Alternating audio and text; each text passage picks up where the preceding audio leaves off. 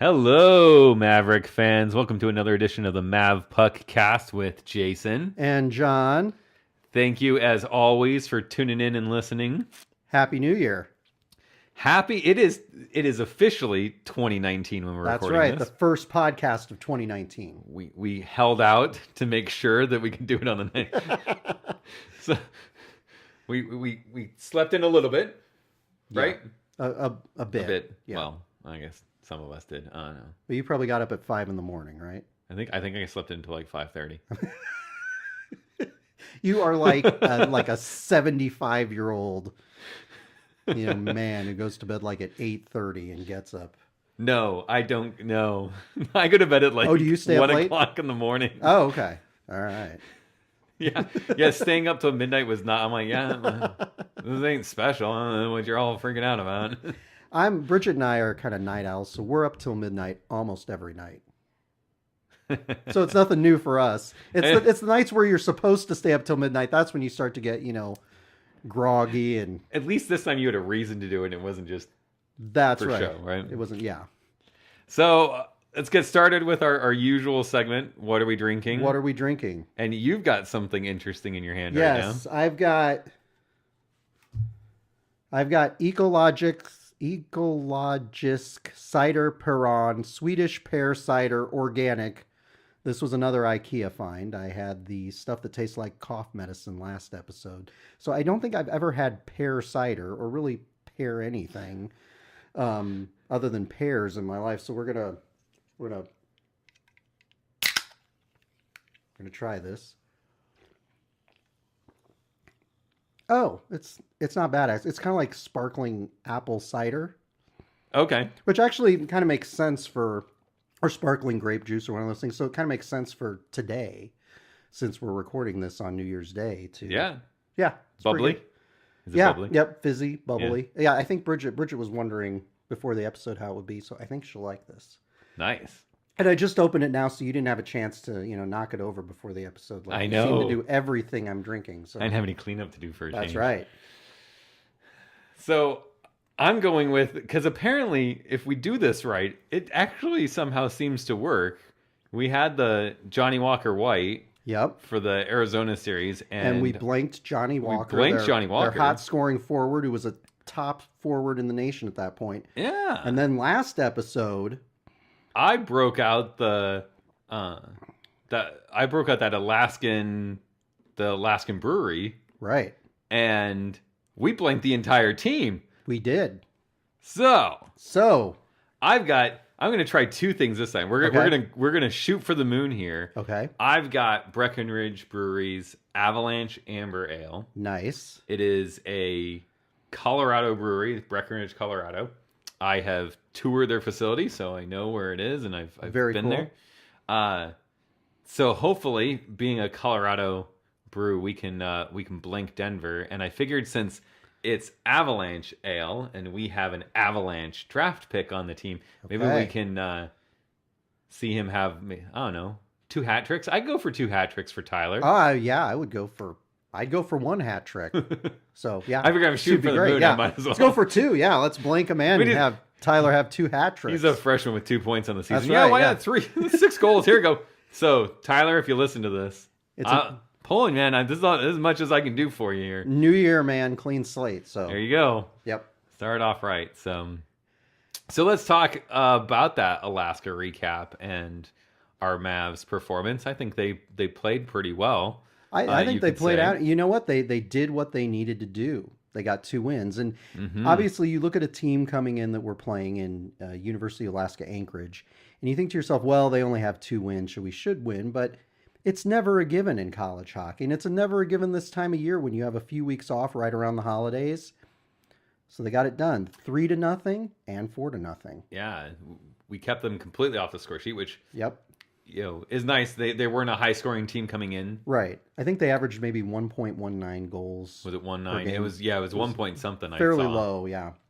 So yeah, we knew we didn't have to worry about that, but too much. But it seems like we can always kind of get hamstrung, and Alaska surprised some teams. They surprised Colorado College. They shocked North Dakota. So we talked in the last episode about you just can't overlook them. They're still a college team. Right. They're still talented, no matter where they sit in the rankings. Sure. So. And obviously, the first 2 periods on Friday.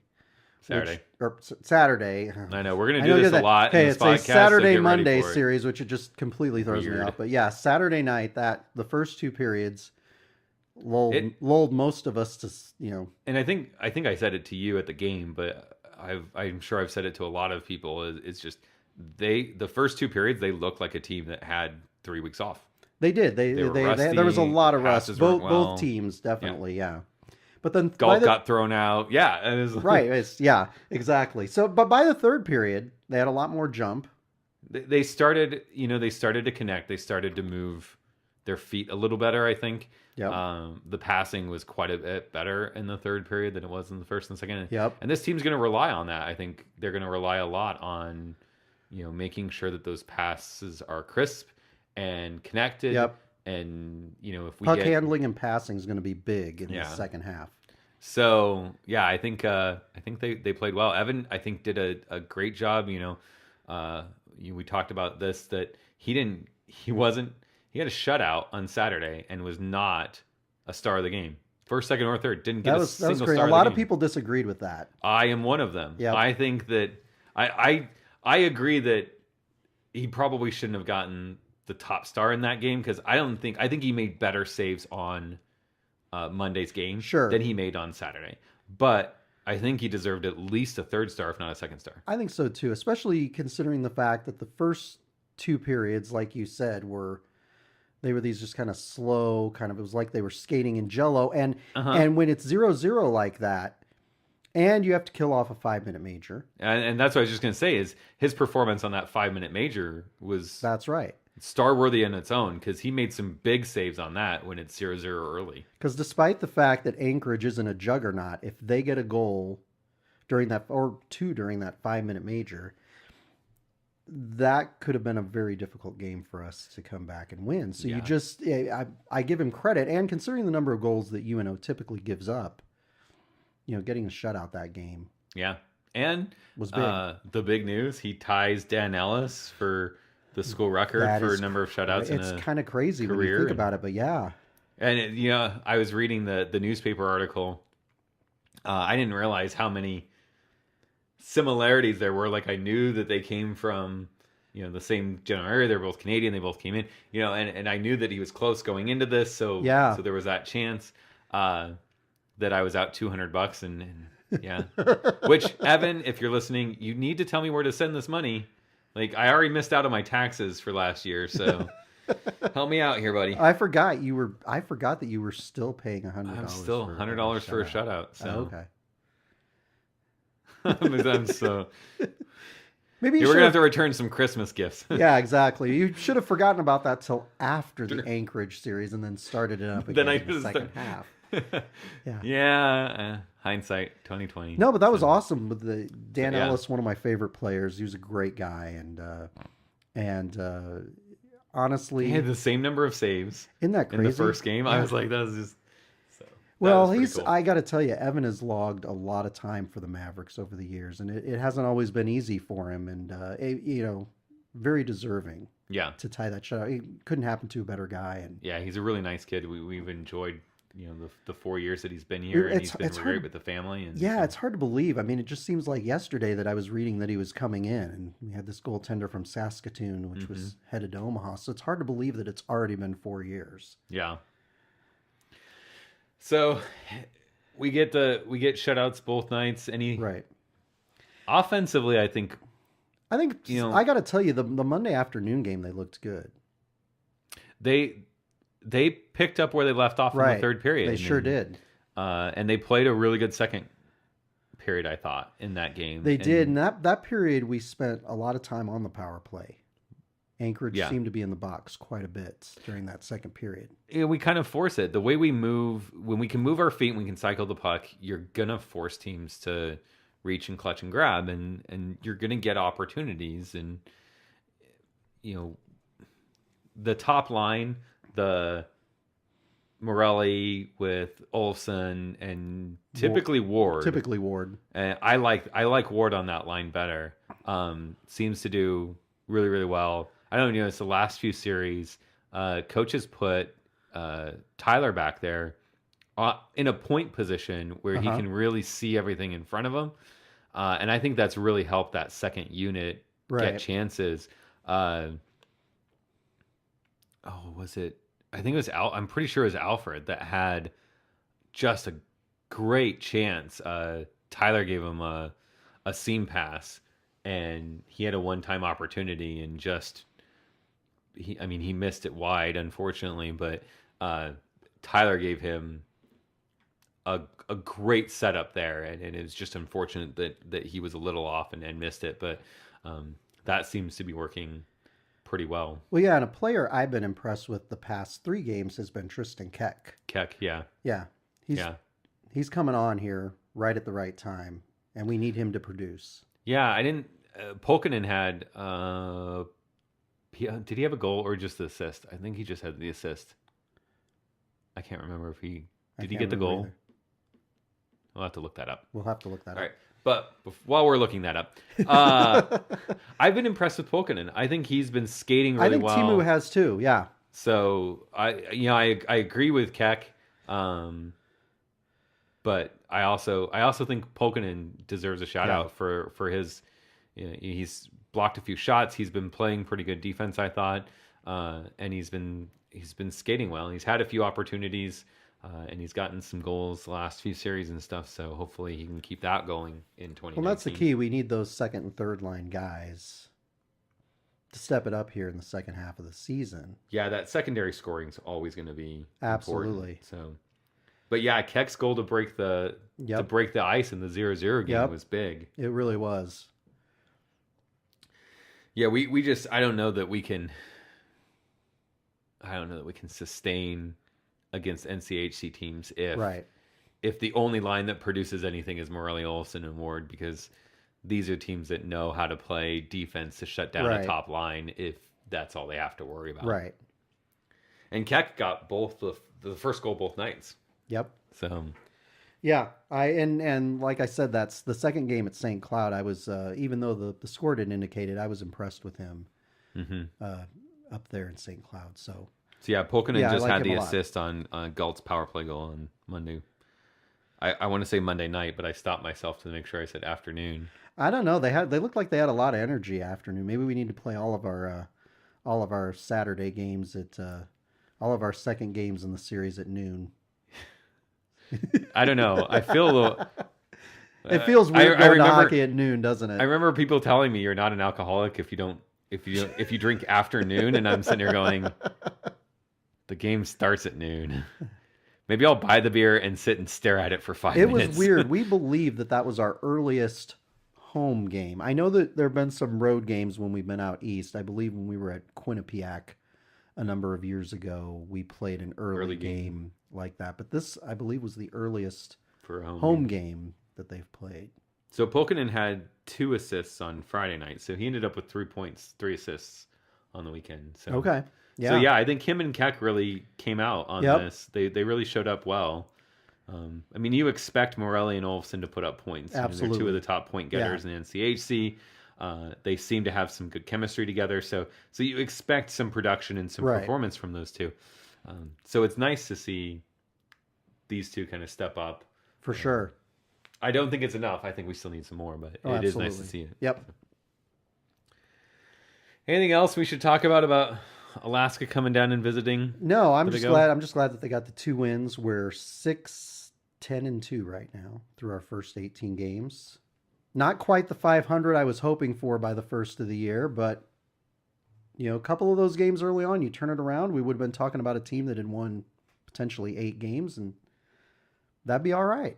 Yeah, if we could have done better, I think, against Cairo College. Sure, that was a series which I think was a missed opportunity in the first half for sure. Yeah.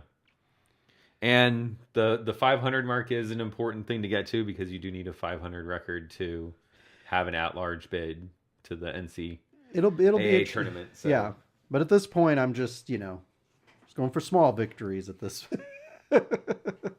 Eye on the prize, man. Eye on the prize. Eye on the prize. So we talked a little bit about the fact that we're recording on the first day of 2019, and most of these people are saying, "Hey, I'm going to get in shape," and talking about the gym that they're going to end up canceling at the end of the month. Oh yeah, it's that. You're exactly right. Everybody's going on a diet. Everybody's going to get that gym membership. Post in the comments how many points are you, or how many pounds are you going to lose? And yeah. So let's talk New Year's resolutions for our Mavericks. Okay. What do you think's out there? And of course, I think we have to set our own, right? We have to. Well, set that's our own true. We've got resolutions to talk about our own. I mean, obviously, maybe our New Year's resolution for the Mavericks should be that they, go undefeated the next 16 games. We're 24-10, and we can make our reservations for the Frozen Four in Buffalo. I think you're nuts, and my New Year's resolution is going to be to tell it how it is. #NoFilter, and I'm going to say you're crazy. If we're going to be more genuine and authentic on this podcast moving forward. I would say if we could go into the NCHC tournament 500, I think that's a good resolution for them to say, because that you know what, if we went 500, that would be a phenomenal second half. If we could finish the season, the regular season before our conference tournament at 500, I think that's going to be an amazing turnaround. That's going to be team. Tough. Oh yeah. It is 6-10-2. We've got 16 games left. All these people saying they're going to lose 40 pounds this year. That's going to be tough. So it's a lot tougher. You don't give up the alcohol and hamburgers, and I'm not giving up either of those. My New Year's resolution, since the team a lot of times has played really well in the first half of the season, right, and then kind of slides tapered off, in March. My New Year's resolution is, despite how anything goes the next month or two, they have a really strong March. So the last series going into the playoffs is strong. Mm-hmm. And then they have a strong conference playoff. And they upset whoever it is that they play in that first round. And they get to the NCHC Frozen Face-Off, which is something they haven't done. And they haven't gone to a neutral site conference championship deal since the CCHA Super 6 in 2005. And I was there. Ooh. And it's been a long time ago. That's a long time. I was 31. No, 32. I was 32 years old when that happened. I'm 46 now. I'm not getting any younger, guys.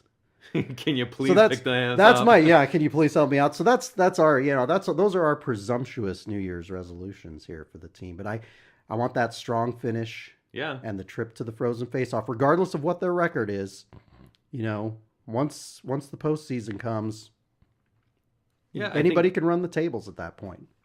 They keep working at it, and Gabnet keeps building a system and building the team, and you never know what happens. These guys can turn it on. If they have a strong January, who knows what'll happen. And we'll talk about preview for Denver and stuff later on, but you've got a chance to go in and you get some first wins in Denver, and you could really set yourself up well. Absolutely. At the same time, you could lose both of them by wide margins, and you could have a confidence issue. You could go 0-6 in January. It could happen. Oh yeah. I don't think any of us want to see it happen, but it's going to be tough. And those, it's very interesting how the season has worked out, because we played 4 of the NCHC teams in the first half, and we went 2-5-1, I believe. And so we played the other 3 NCHC foes in January. So by the end of January, we'll kind of we'll have a really good idea of how we stack up in conference play. So yeah, I think the next few games will certainly be telling for the second half of the season. That's right. I remember the days of following Denver and stuff when they were in the WCHA, and we always used to say that January was when the season really started. And it is. I think that the guys, from what I've heard from this team, I think they realize that this is when it matters, and you've had a chance to kind of experiment with the little things and mess around, but now it's time to get serious and get down to work. So absolutely. So now that we've projected our resolutions on guys who probably don't want to hear our resolutions, So what are our resolutions for the new year? I mean, obviously we did a podcast, and going into 2018, we had no idea we were going to be doing a podcast. So already we're ahead of the game on, self-improvement, self-betterment, activities in life. But I would say that, we'll get into what we think, but I would throw it out to our listeners and our fans and stuff and say, tweet us and comment and that, and let us know what you'd like to see from the podcast in this year. I mean, maybe the close of this season and the start of next season. And, I think it'll be good to see, what our fans and our followers and stuff are looking for. It really helps us. And people will also do this, like when I do blog posts for Mavpuck. It really helps to be able to know what the kind of things you want. A number of people have talked about liking the blog posts that I've done on recruiting, because a lot of people don't. It's not like Husker football around these parts where you get coverage of that all the time. So I try to focus on those things that people like and that people are interested in. So it's one of those things. I mean, I guess my New Year's resolution would be that you and I find a way, to get invited to the weekly media availability for hockey so that we could ask the coach and ask the players some questions of our own. Yeah, I think that would be good, because I think, we look at stuff and this podcast is, to date, when we got it started, it was a lot of, what we thought and what we were feeling as, fellow fans of the team. And I think it would be interesting to have some of that insight in a different way.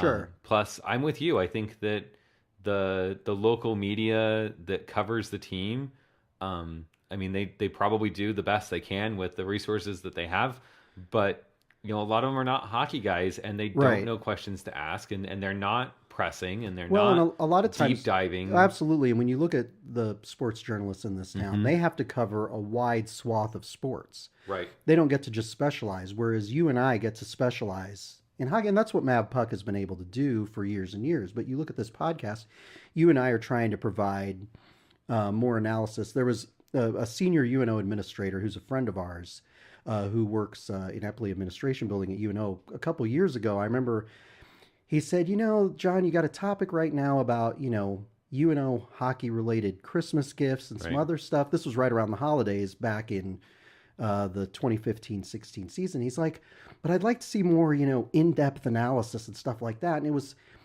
kind of it was frustrating for me, because I'd like to be able to do that, and I know you'd like to be able to do that. But obviously, we're just going on stuff that's publicly available. So it'd be nice to be able to ask the coach and ask the player questions. And I don't mean to be presumptuous when I say that, but we have the ability to go in depth and cover so many more things, whether it's a recording like this, whether it's blog posts, whether it's articles, things like that. And I know you and I would love to be able to do that, because we could get it, Gabinet's philosophy and what he hopes to do in the future and how he's laying the groundwork for these things. And these are things that aren't always covered when you're doing quick recaps, little 15-second, 30-second bits on an evening newscast. I mean, we're able to dive deep and really kind of help to sort of, educate the fans and inform the fans on things that they don't necessarily know about or are privy to. Yeah, and I think when you think of like newspaper and news coverage, local news and that stuff, like they have to provide this wide swath, like you said, of coverage. And what they do essentially is assume that a lot of their readers and viewers and stuff aren't hardcore heavy fanatics. Right. Really, they need to know what was the score and did we do well, and every once in a while throw in a little, happy piece about someone's backstory and a feel-good kind of thing. And that's all we get. And I think that the fans that are really serious about this, those are the ones that are looking for what's the next level beyond that, because it's just not enough. And I think that like you said, what we're doing, we hope is something that can kind of facilitate that.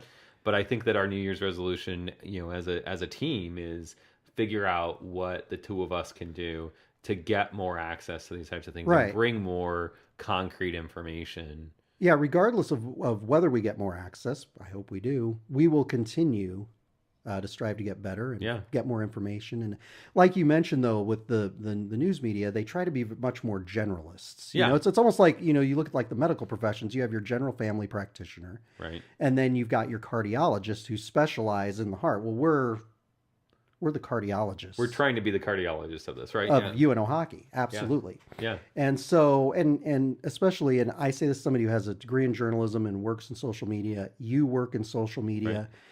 You know, it's a very hard time for the kind of the old school, you know, print and broadcast media. There's fewer broadcasts now. You keep hearing about local media outfits reducing the number of afternoon and evening newscasts. The World Herald keeps reducing its column inches. I mean, these are tough times. So we're able to do it out of the goodness of our hearts and the love of the game. We're doing it because we love the sport. And I think I was telling you, my brother-in-law was a press officer for a professional cycling team before he passed away in 2017, and he would go to these cycling tours because he covered professional. I think did I just say he covered professional cycling? I think I did. Yeah. So he worked for one of the teams he worked for was BMC, and they're a team that you will see in the Tour de France. And he was telling me about how the media rooms were full of bloggers and fan sites and things like that, because those are the people that were, you know, willing and able to cover the sport of cycling, whereas the traditional media just wouldn't dedicate much coverage to it. Yeah. And I think two things. I think one, we're more equipped to interject, you know, real authentic deep information right. out of that type of thing, because we are right. fans and you've seen the team right. and, you know, we know the sport and we know, you know, a little bit about the players and stuff. So we can kind of cut through the noise and get there. And I think we would be willing, correct me if I'm wrong, to help facilitate the coverage for, sure, you know, Tony Boone and the World Herald, or Trip Thor, or, you know, anyone else. Thor Trip. Thor Trip. Did I get that backwards again? Yes, you did. Holy cow. Apparently Jason's gone dyslexic, but it's okay. This beer's really good. I'm going to blame it on that. We're sorry, Thor. Yeah, apologize, buddy. But yeah, I mean, I think, you know, it's a perfect opportunity for us to kind of team up with them and say, hey, you know, we'll do the legwork, we'll get some of the stuff, and then who knows? Maybe you see the Mavpuckcast on the evening news or something. Well, crazy you know, like it's like Sean Callahan, who covers. I mean, he started out basically having a fan site, and then he ended up on KETV. So you just never know with this stuff. Yeah. But we'll continue doing what we're doing because we love what we really do. Enjoy it. That's right. So let's talk. I think we've heard a lot about the team, about, you know, what the system that Gabinet's trying to instill and what he's trying to do. And, you know, again, not having access to these types of things. These are not questions we can ask directly and get answers to. Right. But it seems like the word around the locker room is that Gabinet's trying to instill I don't know if you call it more of a traditional system. It's more of a lock system, you know, something where we limit opportunities. You play a strict defensive system and then try to have the ability to capitalize on offensive opportunities. And I think, you know, when we've been hearing this last few weeks. Yeah, I've gotten a couple calls about this, and then there was just a discussion yesterday on Twitter about this. Yeah. That they're going to play this kind of slow it down style, try to minimize the other team's opportunities. Right. Not the kind of the freewheeling run and gun that we saw, you know, for the better part of the Dean Blaze era. Yeah, Dean Blaze, that was his team. So that racehorse hockey. Yeah. Yeah. Speed and creativity. And so, you know, obviously when people say that, then they start having visions of, you know, the years when we were in the WCHA playing Bemidji, or I use the example of like when Air Force gets the auto bid from Atlantic Hockey into the NCAA tournament and they're playing a high-powered team. They'll go in there and they'll try to slow the game down and essentially try to shorten the game. Now, I know I have my feelings on this, and I know you have your feelings on this. I would rather watch the more entertaining hockey, even in, you know, the faster paced, you know, flying up and down the ice hockey, even if it results in just bad loss after bad loss to try to get the team sort of going that direction. But again, I don't know what the long-term strategy of Gabinet is. Maybe he's get a good goaltender and then just build from the net out. The kind of, like you said, a rock solid defense. Yeah. But it'll be interesting to see if they indeed employ that style of play in the second half. It'll be interesting to see how successful they are with it against the best of the best in the NCHC. Yeah, the teams that could essentially pick that apart. Right. If you don't do it well. Right. And I don't know. I wonder, all the things that we're hearing, I wonder, is it the long-term strategy? Or is it Gabinet looking at what he has, left over from the Dean Blaise era and saying, we don't have what we need to keep playing that style, so let's go back to a lockdown kind of, right, because that's until I can build what I want to build. Exactly, and that's one of the things that he's said, is that looking at the composition of this roster, we have to play a very particular way in order to win games.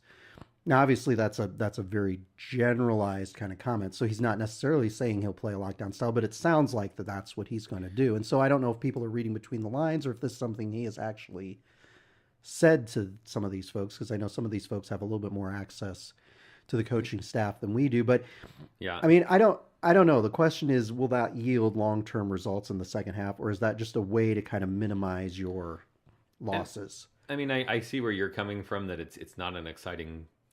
It's not an exciting play. It's not what you'd probably not that I have to be entertained, choose. But Well, but if that's his, my feeling is, if that's like if that's the way he wants it to be long term, right?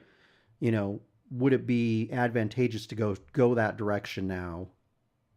Let the young guys have some experience doing that, or do you just wait until you have a full lineup, a full arsenal of players who can execute what you want? I think what concerns me about it is that I look at our team and I'm not confident that they can do that.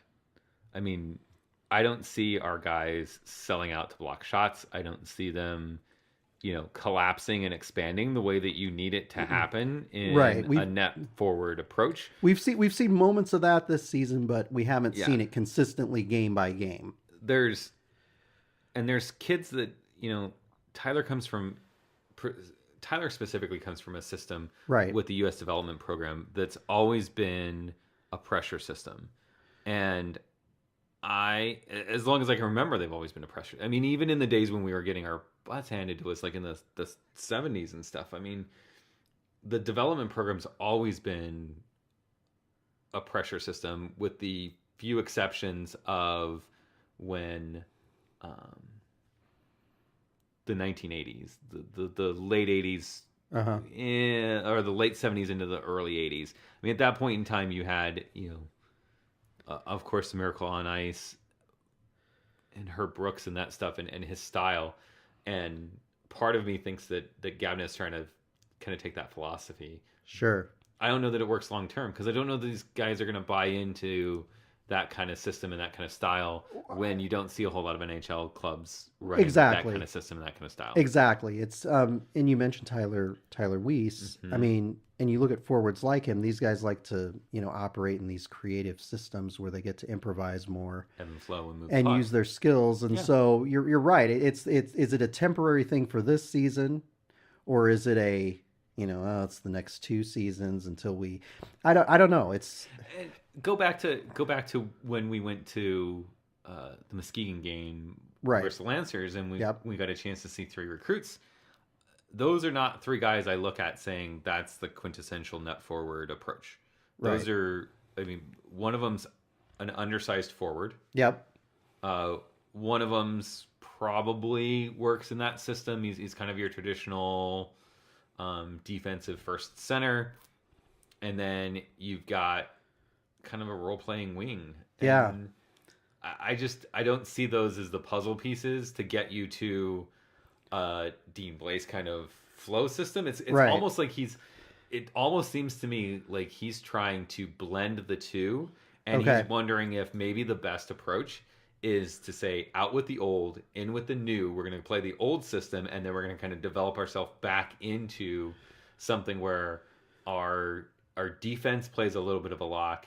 So something a little bit more balanced. As a third defense, and sometimes they used to call the system what was it, the Iron Triangle system, and it was a sense of basically you had two defenders and a center that played a really tight block shots, just a very like let the game come to us kind of approach, but your wings were fast and all over the place. Okay. And that was like it would wreak havoc when it first kind of started getting implemented 1990s or so. Okay. And the problem was that like you have space and you have time, and so you're paying attention to the center and the defenseman in front of you, and you're not realizing where that wing is because they're so quick and speedy. And right. And so I could see a system like that working, long term for us. But yeah, if the defense isn't accustomed to playing that kind of system, right. If the forwards aren't ready to pursue, right. Then yeah, maybe that's is like we've got to get back to, we've got to figure this out first and go net forward first, right? And then we can start bringing in this other concept of how do we activate the wings and how do we get that, because hoping to kind of stop some of the bleeding they had early on in the season, right, where it was And I worry that the reason for doing it is just we want to try to prevent the 10-0 loss. Yeah, and that's my concern too. And I believe me, if we were getting paid to coach the team, we might look at it and say the same thing. You know what I'm saying? We might have absolutely the same philosophy. But obviously, being the armchair analysts that we are, and we're not at every practice, we're not at every team meeting, we're not in the locker rooms, we don't know those kinds of things. So there's a lot of information that we don't have into this. Yep. But as a fan, we don't want to be in a situation where we watch the team, block a bunch of shots and chip and chase, and there's kind of nothing going on. Right. And then twice a period we get a chance and it gets sent wide, or, they miss the net completely, or it rings off of a post and we end up losing, 2-0. And it's like, I wish I'd rather essentially playing for the moral victory is kind of what we're talking about. And fans don't have a whole lot of morals. You and I would probably like to go more of the high risk, high reward. It's probably a little bit just personal preference. Right. I mean, that's what I played growing up. Right. I had a role and a responsibility. Like I remember my coaches, preaching to me like my job is to win faceoffs, to block shots, to be a royal pain in someone's butt. There was always one player, like annoy the crap out of him. That's my job. Right. And every once in a while, put a puck in the back of the net. I am not the guy that's going to be out there and leading the team in scoring. Right. And I'm okay with that. I'm okay with my role because there were guys out there that were certainly way more talented than I was. But as a team, it was fun because we were winning. And I got to play high pressure, so I got to like chase guys around and aggravate and annoy. And I enjoyed playing that kind of system. And I think that some of these guys, I look at Tyler in the second half of Monday's game. There were a couple times where Alaska was breaking on the long breakout, and they were still in their zone. And he made some really nice lane fills. Like he's a smart kid. And Timu's the same way. Yep. Timu, I think, fills the lane really, really well on that aggressive forecheck. So if we go to a system where we're net out, where does that what happens to that forecheck? Yeah. Is it a one man up type of thing? Because the one man up thing, I mean, that's why we have this stupid back pass through the neutral zone on the entry that drives me crazy, because I'm like, why would you ever stop the puck from moving forward? Right. And I watch it going, I don't like that play. I know. I don't see it working that much, and I don't think we do that. I don't think we fall back and do some kind of like 1-4 system, I'm like, oh, it's gonna be like I'd rather just put 2 pressure on and we'll see what happens. See what I know. You and I are like, let's just throw caution to the wind, leave it all out there on the ice. But that's why we're not getting paid the big bucks. Balls to walls, baby. That's right. Yeah. Let's go. That's right. Sometimes I wonder, do these players actually listen to our podcast and think these guys are idiots? Yeah, they probably. Or do more they than likely. Going, why can't they be our coach? I highly doubt that. I highly doubt it too. So I guess we'll see kind of what becomes of this. You know, Denver will be telling because the Denver series that kind of leads us into the Denver series. It'll be interesting to see. That is a place that we haven't had a lot of success in recent years. Do you remember when the last win UNO had at Denver? Okay, I'm going to guess here because I have not looked this up, but Bridget and I were out there in October or November of 2013, and I believe we swept Denver. Was that the last time we won in Denver? Was that fall of 2013? Well, I thought you were going to look it up. No, I had already looked it up. I'm trying to remember. Okay. 13. Yes. Yeah, it was the 13-14 season. Yeah. Yeah. And so I assume it would have been. Hey, by the way, I didn't know you guys back then. Were you guys out there? We were out here. That's because we moved to Nebraska in 2004. No, I mean, did you guys go out there for the trip? No, we did not go out there for the trip. Okay. It's quite possible I was out there, but not for this. So in 2013, okay. So that's like 5.5 years. I'm trying to remember. Was that before they hired Jim Montgomery, or I keep asking you all these. I just keep throwing out these random questions. 13 would have been Montgomery. Okay, so that was like maybe his first or second season. First season. Gwiazdecki left. It's 12th season. Oh, did he? Okay. 11-12 season. So yeah, 12-13 that was kind of crazy. So 13-14 would have been his second. It would have been the start of his second season, right? And it's not like the 13-14 season was a completely memorable season for UNO, but yeah, it's hard to believe we haven't had success out there since.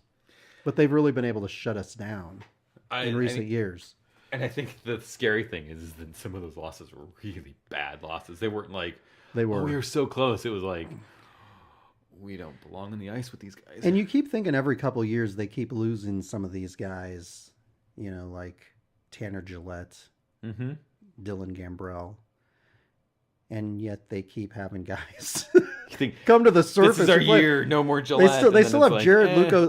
One of my favorite names in all of college hockey, Jared Luco Savage, which it doesn't look like it's spelled like Luco Savage, but you know it's pronounced that way. Right. So just That's a cool name. I know. Yeah. So that's gonna be a tough one, but that'll really set the tone kind of for the start of the second half of the season here, going out to Denver. I think that the Denver teams the last 5 years are probably better than the Denver team this year. Right. So if we're going to do it, now would be the time. Now would be the time to take advantage of that. That said, like you said, Denver is Denver hockey. I mean, they have down years, but they typically don't last very long. No, and in recent years, they'll find a way to turn it on in the second half of the season, and they'll look fantastic. I'm trying to think, do they play somebody this next weekend? Do you? When we're off? Yeah. I'd have to look that up because I don't remember if their schedule supports another or if they still got one more week off. Yeah, I don't remember either. It'll be interesting to see. Let's see here. They've got Wisconsin at Wisconsin, January 4th and 5th. Okay, so that'll tell us tell us a lot. Well, in the days leading up to this series, that could be bad for us when you think about it because we have a week off. That's their rust game. And we're going to be sitting here going, we haven't played and we just got 2 shutouts. So we think we're hot stuff. And, this could be sadly, this could be the eye-opening game. You're absolutely right. So maybe we should get into predictions and why we're getting into predictions then. And I will start this week, I think. Okay. I want to be nice. But then again, I'm not really a nice person, so I'm gonna say that we get swept by Denver. I think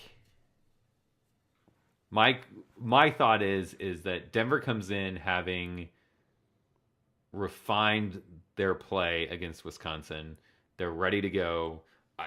I mean, even if they split at Wisconsin, to me, it doesn't really matter. Like, they just have a chance to kind of work off their holiday rust with that series. And then, they're kind of on their usual pattern. They're in their usual schedule. They really they're are. on their daily routine. And they're at home. So, they've got the comfort of their own beds and all their own stuff. And, I just think that, with our issues at Denver, I think it's in our players' heads a little bit. So I've got us losing on Friday. If we win, we might win on Saturday. But unfortunately, I think that the loss on Friday will probably hurt us, and then we'll probably lose on Saturday as well. This will be the first series that Denver has played at home since November. They played at North Dakota, and they split with the Fighting Hawks. And then they just had the fighting. I wanted to say Fighting Sioux for all you Sioux fans out there. And then they had an East Coast little swing where they played Merrimack and UMass Lowell, and they won both of those games at the end of December. And they looked pretty good at UMass, I'll tell you that. They did look pretty good in that game. So they're going to Wisconsin, which Wisconsin isn't what they were during some of their national championship seasons. Right. But they're still a good, solid Big Ten team. And so I'm going to go with Denver sweeping us out at Magnus. So we both don't give ourselves I hate to say it, but Let me ask, do you agree that if we win Saturday, or do you think that we would be able to come in on Friday and surprise them? I think here's what I'll tell you. I think Friday would be the best opportunity to win. Because like I said, they had that East Coast swing, which you're talking about, and then whatever happens at Wisconsin, let's say they go out and sweep Wisconsin. They could be looking ahead a little bit. They could be overlooking us coming in, being that we've struggled the first half of the season. Yeah. So I think that would be an opportunity. Plus, they haven't seen us yet this season, so I think maybe. But it all depends. Or, like you said, maybe Saturday's time. But I'm kind of going back to that St. Cloud series where I know some people say we played better on Saturday than Friday, but, the score was closer on Friday. Like outcome-wise, Friday was a better game. Right. They had... It's kind of weird sometimes the team plays better and you have a worse loss or something. So exactly. So they've just got to cut down on the mental mistakes, stay out of the box. Yeah, this team in general just has to, play smart. Yeah, absolutely. If you don't have anything, ice the puck, reset. Right. Don't try to force it. Don't try to, Yep. We gave it away to Alaska. We talked about that about Evan's performance, but I mean, there were a few times where we made bonehead plays and tried to send the puck up the middle, and they had quality opportunities. Right. And we got lucky that Evan was playing. You can get away with that against Anchorage, but you can't get away with that. Denver's going to bury those. Yeah. Right. So we really need to play almost the perfect game. Right. And these guys need to be ready to do that. So we'll see. And lots of kale. Lots of kale, and they may be playing the style of hockey that you and I don't love, but maybe that's the recipe for success the second half of the season. The crazy thing is, play whatever style you want. If you win, the fans will be like, "Yeah, this is awesome." Yeah, it's great. Yeah, absolutely. We had 6 shots the whole game. I don't care. We won. If you win 1-0, you can lull us to sleep every game in the second half. Yeah, that's right. Okay, well, I think that's all we got, right? I think that's all we got for this episode. I would wish our listeners Happy New Year again, and thank you for listening. If you are so desire, you can follow us on social media. You can follow us on @Mavpuck at Twitter. You can find links to all of our social media channels and back episodes of this podcast at Mavpuck.com. And you can also sign up to be a member of Mavpuck.com and post on our message board. And with a weekend, I mean, we got a week and a half, so it's a good chance to kind of catch up on some of those older episodes. There's some good stuff on recruiting back there. I did a blog post on the 1970s club team when Mike Kemp coached that, and it's really interesting. The UNO Chris Library helped me with some photos for that. They were very nice to do that, and so they sent me some beautiful photos that you can take a look up. There's some in the blog post, and there's a photo gallery link from the blog post too.